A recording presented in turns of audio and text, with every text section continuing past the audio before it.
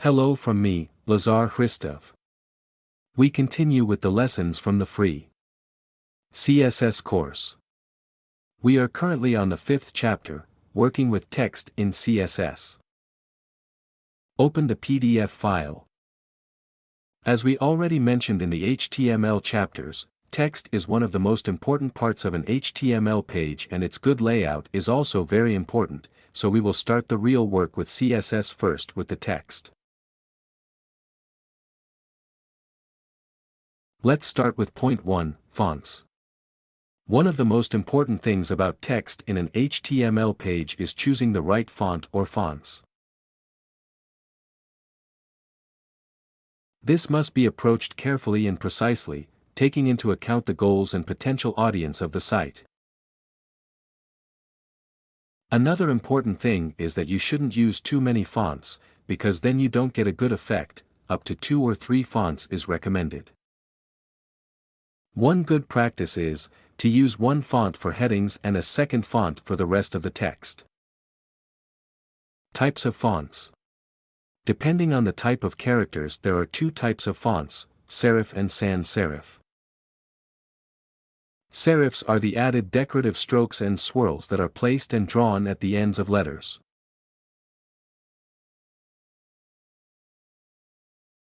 In CSS, fonts are divided into families, each of which consists of a set of fonts with similar properties. There are 5 such font families, they are detailed here.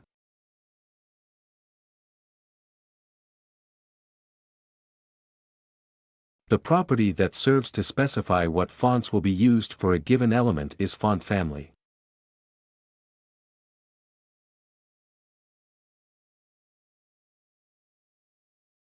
Browsers add default properties for each element, so if we don't specify a property, it will use the default properties.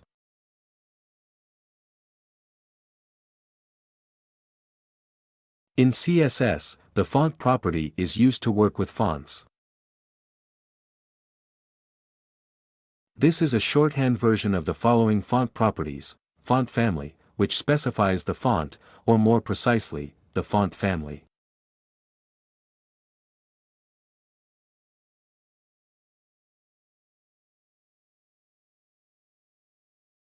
If the font consists of more words, it is enclosed in quotation marks, like for example, Times New Roman. Basically, as you can see, we write about 3 fonts. As the browser works in the following way: first it looks for the first font, if it exists, it executes it. If it doesn't exist, it looks for the second, if it doesn't exist either, it sets the default font. Just to say, in this case, the fonts we've mentioned are what's called web-safe fonts. Because these are the most commonly used fonts out there on every computer, or almost every one. Font size, in every operating system, sets the size of the font or font family. The values can be in the units of measurement used in HTML and CSS, for example, pixels, which are the most commonly used. The default font size in browsers is 16 pixels by default.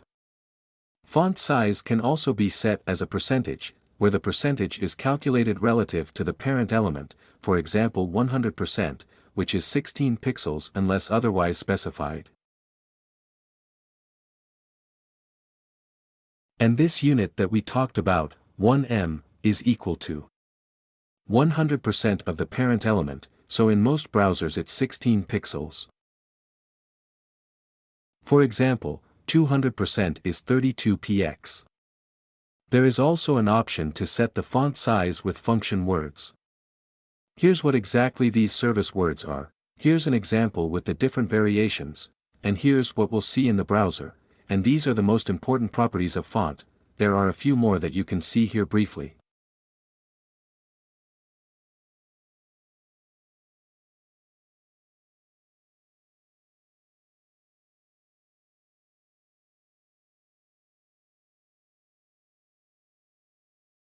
Anyone who wants to can look at them in more detail in the PDF file. The font property. This property gives the opportunity in one declaration to set all of the font properties we've looked at, plus some additional.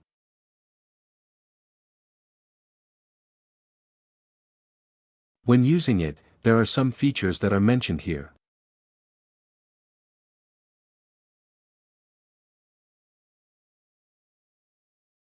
We will not go into them in detail, but in the PDF file you can see them. Here's an example. Here I've looked at it in 2 paragraphs. In the first we set 2 properties, in the second more.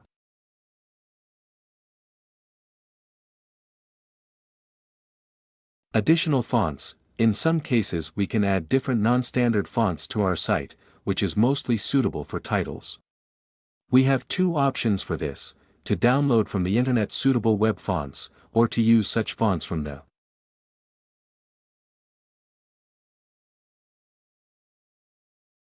Google Fonts collection.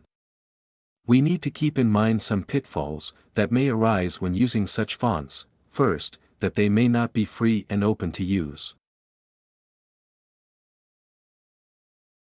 Second, the site will probably load slower because the font will have to load first. The font format should be one of the most commonly used. The property used in CSS that tells the browser the name of the font and where to load it from is called font face. It should be placed at the beginning of the CSS declaration. Here's one such example. So, the second point is CSS properties for formatting text. As we've already mentioned, content is the most important thing on a web page, and no matter how much we decorate a site, if its content isn't interesting to people, the site won't be successful.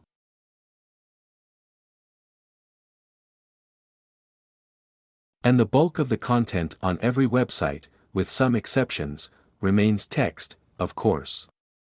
CSS can't help you write beautiful text on your site, but the role of CSS is to help you design your site well, including the text on it. For text layout in CSS, various properties are used, the most important of which are: the first property is line height. We have already looked at this property along with the property font size, so we won't go into detail about it. It's related to line spacing.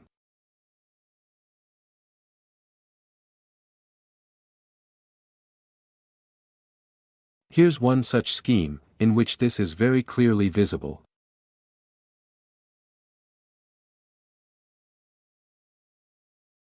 So, the next property is text align.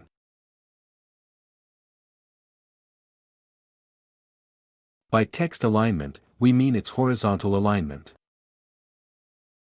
You've probably seen it in word processing programs like Writer or Word. There are 4 types of alignment: left, center, right, and justified.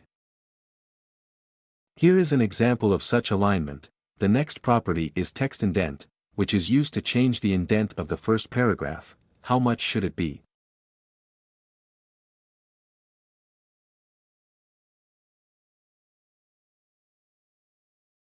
Here's an example where there's a different indentation. The text decotarian property is used to set text decoration. Before CSS 3, it could accept the following values. Here's an example. The code is as follows, and in the browser we will see the following. In CSS 3, the text decotarian property is divided into 3 basic parts: line, color, and style, as line is mandatory.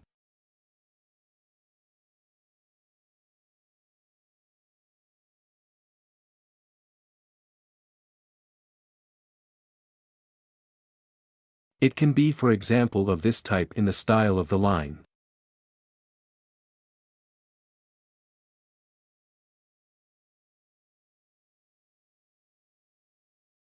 So, the text transform property is used to transform text. If it is not enabled, by default the text is normal.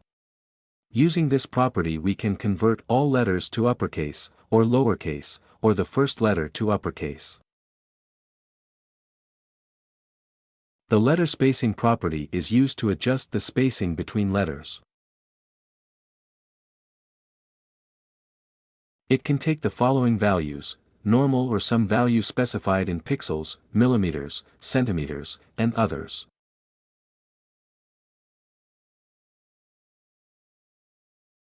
The word spacing property is used to adjust the spacing between words. And it can also accept such values, normal or some length that is specified in one of these units. The next point is setting the color of the text, the color property. We have already covered the ways of setting colors in web pages in Chapter 10 of HTML. As we mentioned there, colors in an HTML document can be specified in several ways, by using RGB values, hex values, English names, and there were also more modern ones.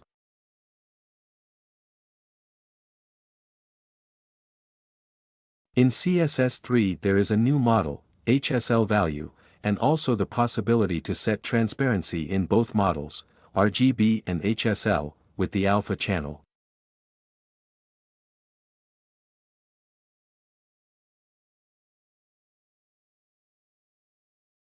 Where it uses a fraction of 0 to 1.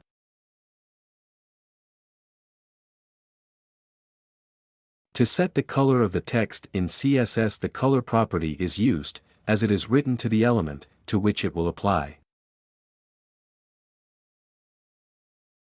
Here is an example where we use all of the above methods. The code is as follows, and in the browser we will see the following. These are the main properties for working with text that we have covered in this lesson. For more information, you can visit this address, on W3 School. That's all for this lesson.